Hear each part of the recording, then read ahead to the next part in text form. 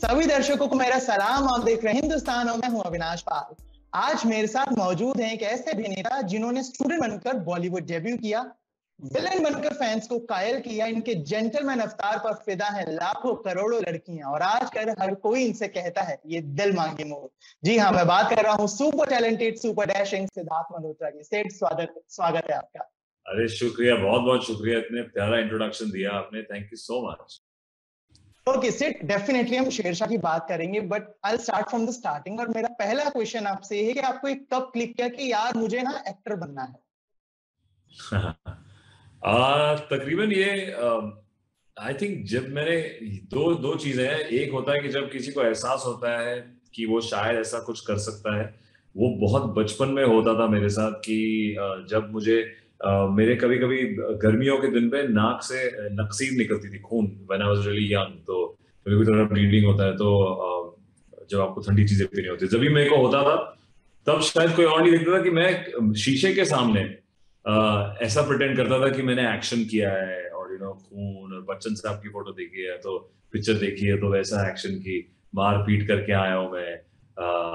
तो तब मेरे को ये नहीं पता था कि ये एक करियर जो पॉसिबिलिटी है। तब ऐसा लगा था कि बतौर एक बच्चा जो मजाक करता है, मस्ती करता है। आई थिंक एक एक्चुअल सपना जो कल्मिनेट किया, जहां मैंने लोगों को बोलना शुरू किया, वो मेरे लेट टीन में हुआ, कॉलेज के दिनों के बाद, या कॉलेज के दिनों में जब मैं 18 साल का था, 18-19 साल का, और जब मैंने स्टिल कैमरा फेस किया as a model pocket money के लिए, वहां से ये सपना कल्मिनेट हुआ। और मैं फिर मुंबई आया, 21 साल का था, और अभी मुझे 15 साल हो गए मुंबई में। और फिर वहां से असिस्टेंट डायरेक्शन, और वहां से ऑडिशन दिया, और एक प्यारी पिक्चर, जैसे आपने कहा, स्टूडेंट ऑफ द ईयर बनने का मौका मिला। पर बचपन में शायद मुझे ऐसा एहसास नहीं था। मैं नौटंकी करता था अकेले कमरे में, या शायद अपनी माँ के सामने, पर कभी किसी को बोला नहीं।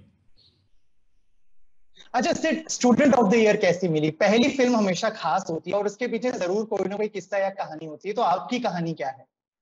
जी, पहली पिक्चर आई थिंक की कहानी, जब मैं 22 साल 23 साल की उम्र में, 23-24 साल की उम्र में असिस्टेंट डायरेक्टर बना, और मुझे एक picture my name is Khan जैसी बड़ी पिक्चर में असिस्ट करने का मौका मिला। आई थिंक उसका सिलसिला वहां से शुरू हुआ, क्योंकि जब आप उस पिक्चर को 1.5-2 साल लग गए प्री प्रोडक्शन, शूटिंग और पोस्ट प्रोडक्शन में, इतना समय बिताते हैं एक माहौल में, एक एनवायरनमेंट में, एक टीम के साथ, तो सब लोग जानते थे कि मुझे एक्टर बनना है। पर मैं सीख रहा हूँ, तो वहां पे सीखा भी बहुत कुछ, क्लैप देते हुए शाहरुख सर से, काजोल मैम से, प्रोडक्शन में कितने लोग हैं, डायरेक्शन से, करण जी से, करण जौहर जी से। तो वहां से वो सिलसिला शुरू हुआ। और जब वो पिक्चर खत्म हुई, तब धर्मा में एक ऑडिशन हो रहे थे, जहाँ पे उनको तब उन्होंने कहा था कि एक कॉलेज पिक्चर बनानी, पर ये नहीं बताया था कि कौन डायरेक्ट करेगा। तो जब हम ऑडिशन दे रहे थे, तो हम तीनों ने, वरुण, मैं और आलिया, ऑडिशन दे रहे थे, तो एकदम एक वैसी बात थी कि यार कोई भी पिक्चर है, पता नहीं, पर धर्मा प्रोडक्शन में पिक्चर करने का मौका मिले तो कितनी बड़ी बात होगी। तो एक चांस की बात थी कि ऑडिशन दिया और उनको पसंद आया, उनके जहन में कि यार ये, क्योंकि हमारे ऑडिशन 3 दिन हुए, उसमें अलग अलग सीन हमने करे, उसमें हमने हिंदी गाने को लिपसिंग किया, फिर हमने एक क्राइंग सीन किया, एक लाइटर सीन किया। तो 3 दिन एक रिगरस ऑडिशन के बाद हमें उसके कुछ महीने बाद पता चला कि करण जौहर जी उसको डायरेक्ट कर रहे हैं। तो मतलब ऑब्वियसली एक बहुत ही बड़ी बात है एक दिल्ली के लड़के के लिए वहां पे लॉन्च होना करण जौहर की पिक्चर में। तो आई मीन, मेरे लिए तो एक इनक्रेडिबल जर्नी और एक अपॉर्चुनिटी थी उस टाइम पे। तो तभी मैं कहूँगा उसकी जर्नी, आई थिंक, क्योंकि शायद मैं असिस्टेंट डायरेक्शन में घुस गया, तभी वहां से वो सिलसिला शुरू हुआ, सीखने का, और वो कॉन्फिडेंस आने का कि यार आप एक ऑडिशन दे सकते हो और उसमें सिलेक्ट हो जाओ। अच्छा, आपने अपने एक सोशल मीडिया पोस्ट में इस बात का जिक्र किया था कि शेरशाह की रिलीज के लिए you have waited almost 5 years. तो कब ऑफर हुई थी आपको शेरशाह, और पहला रिएक्शन क्या था आपका? जी, शेरशाह मुझे ऑफर हुई थी जब मैं जेंटलमैन की शूटिंग कर रहा था, पिक्चर जिसका आपने इंट्रोडक्शन में जिक्र किया। और मैं पहले कैप्टन विक्रम बत्रा के जुड़वा भाई विशाल बत्रा जी को मिला फैमिली में से। उससे पहले मैं शबीर बॉक्सवाला से मिला, जो हमारे प्रोड्यूसर हैं, को प्रोड्यूसर हैं। तो पहले दिन से ही मैं उनके बारे में जानता था, उनकी कहानी के बारे में मेरे को अवेयरनेस थी, पर इतनी डिटेल में नहीं शायद। तो मैं जानता था कि यार ये एक ऐसी कहानी है जिसका मैं हिस्सा बनना चाहता हूँ, पर मैं ये भी चाहता था कि एक सही तरीके से इसको दर्शाया जाए। एक स्क्रिप्ट, एक सॉलिड स्क्रिप्ट चाहिए, क्योंकि किसी की भी पिक्चर 2 घंटे में दर्शाना बहुत मुश्किल काम है। तो आप चाहते हैं कि वो 2 घंटे में आप उनकी पर्सनालिटी को समझे, उनकी एसेंस को समझे, उनकी सैक्रिफाइस को समझे, जो कि जब मैंने कहा कि मैं पिक्चर करना चाहता हूँ, और जो उस समय पे प्रोडक्शन हाउस था, जो टीम थी, वो मेरे हिसाब से शायद वो नहीं कर पा रही थी। तो उसमें हमारा 1.5-2 साल निकल गया। और मुझे याद है उसके बाद मैंने विशाल बत्रा जी से फोन पे बात करी कि अगर कि मुझे लगता है कि यार ये पिक्चर एक बेहतरीन टीम के साथ बन सकती है, और आप मुझे अगर इजाजत दे तो मैं ये पिक्चर धर्मा प्रोडक्शंस पे लेना चाहूंगा, क्योंकि एक क्वालिटी, एक स्टैंडर्ड आता है उनके साथ। तो उन्होंने हाँ कहा, और मैंने ये पिक्चर धर्मा प्रोडक्शंस में दी। और उन्होंने तब कोई भी बायोपिक नहीं करी थी, ये 3 साल पहले की बात है। तो ये पहली बायोपिक थी धर्मा प्रोडक्शंस की। और वहां से हमें ये बहुत ही बेहतरीन team, Sandeep Shrivastava as a writer, Vishnuvardhan ji as a director, Kiara Advani to play Dimple. तो ये सब चीजें एक स्नोबॉल इफेक्ट में आई, बहुत बेहतरीन टीम बनी। और मैं आज बहुत खुश हूँ जिस किस्म का रिस्पॉन्स मिल रहा है लोगों को इतने सालों बाद। तो ये सारी मेहनत, मुश्किलें, आई थिंक आपको जायज लगती है जब ऐसा प्यार मिलता है। अच्छा, मैंने जैसे भी आपसे बोला भी था, इनफैक्ट मैंने ये बात अपने रिव्यू में भी लिखी थी कि आपने जो शेरशाह है उसमें जो हमारे कारगिल वॉर के हीरो हैं कैप्टन विक्रम बत्रा, आपने उनका चार्म बना के रखा है स्क्रीन पे, जो बहुत मुश्किल था और आपने बहुत उम्दा तरीके से उसको किया है। तो शेरशाह के किरदार के लिए क्या क्या मेहनत करनी पड़ी और कैसे आपने इस पूरे प्रोसेस में अपने आप को झोंक दिया? जी शुक्रिया, बहुत बहुत शुक्रिया कि ऐसा आपको भी ऐसा महसूस हुआ, और बाकी जो हमें मैसेजेस आ रहे हैं।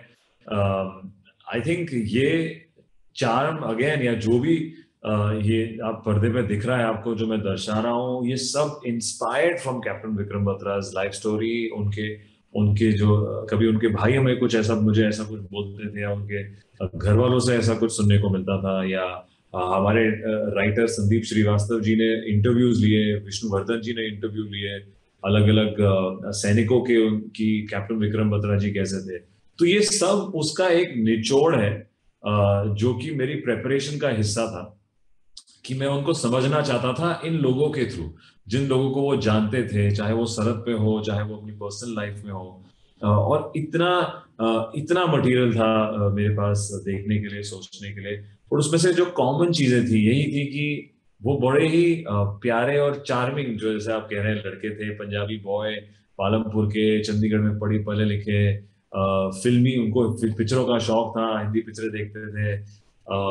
एक किस्म का स्टाइल था, उनका अंदाज था, जो कि डेफिनेटली कॉलेज टाइम पे ज्यादा रंगीले थे थोड़े, और प्यारे थे। बट जब आप आर्मी ट्रेनिंग में जाते हैं तो डेफिनेटली टफनेस आती है, बट वो रंगीलापन उन्होंने छोड़ा नहीं आर्मी की जिंदगी में भी, फोर्स में भी। और वही लोग उनको बहुत पसंद करते थे, बड़ा प्यार करते थे कि यार ये बड़ा प्यारा बंदा है, इससे हम 5 मिनट बिताए या इनके साथ अब 1 महीने रहते थे ना, तो सबको सब उनके बारे में बहुत ही प्यारा बोलते थे, अच्छी चीजें बोलते थे।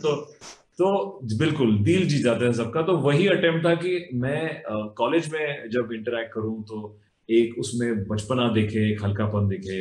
पर जब हम आर्मी पोर्शन में जाए तो डेफिनेटली इंडियन आर्मी की ट्रेनिंग दिखे, टफनेस दिखे, पर वो बचपना, वो रंगीलापन ना छूटे।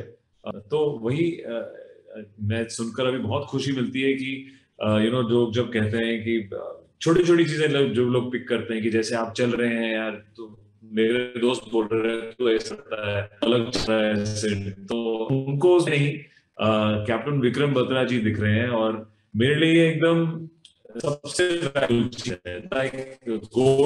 सोने का है कि ये जो प्यार और ये जो मोहब्बत मिल रहा है अभी। एंड आई थिंक ये एक ऑल्सो मोटिवेटिंग फैक्टर है।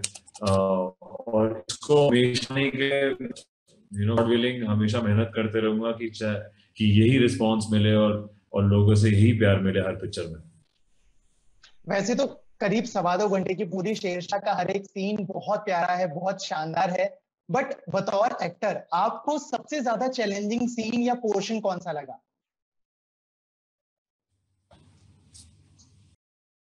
बतौर एक्टर डेफिनेटली मैं कहूंगा उनके जो आखिरी पल थे जो हमने दर्शाए जब वो शहीद होते हैं, वो सबसे चैलेंजिंग था, क्योंकि आपको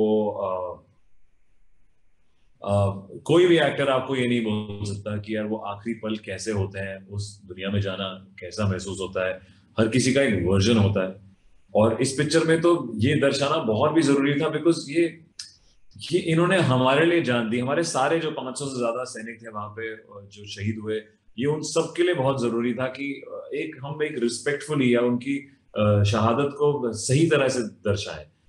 तो उसमें बहुत तरीके थे दिखाने के कि हम कैसे दिखाएं। और मुझे याद है कि मैं हमारे डायरेक्टर साहब से बड़े सवाल पूछता था, विष्णुवर्धन जी से, कि वो वॉक कैसी होगी, कितनी गोलियां चलेंगी, कैसे करेंगे। उनके साथ रिहर्स करा मैंने कि यार वो एक हाथ से गोली चलाना, जो गोलियां उनको किस किस हिस्से पे लगेंगी, कैसे उसका रिएक्शन होगा।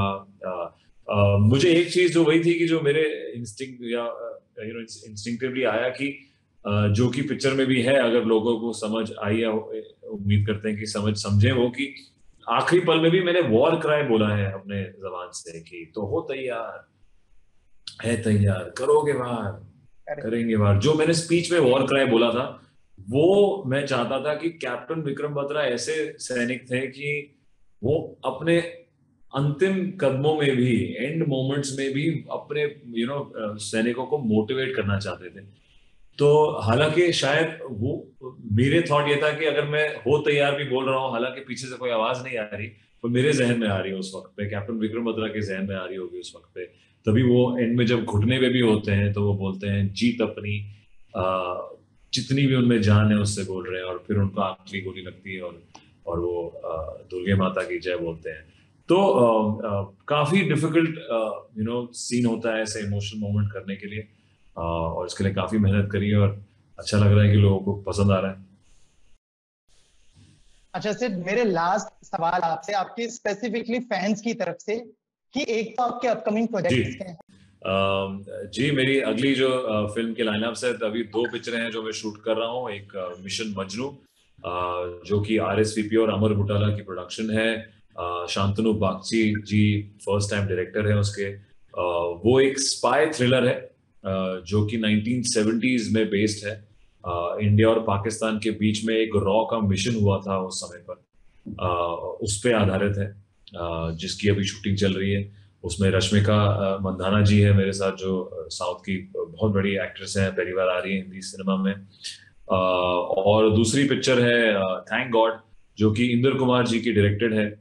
वो एक स्लाइस ऑफ लाइफ फिल्म है, जहाँ पे एक बहुत अच्छा मैसेज है उसके एंड में। वो आई थिंक मैं कहूँगा इंद्र कुमार जी की भी पिछली पिक्चरों से बहुत अलग है, और उसमें मुझे पहली बार मौका मिल रहा है अजय देवगन जी के साथ काम करने का।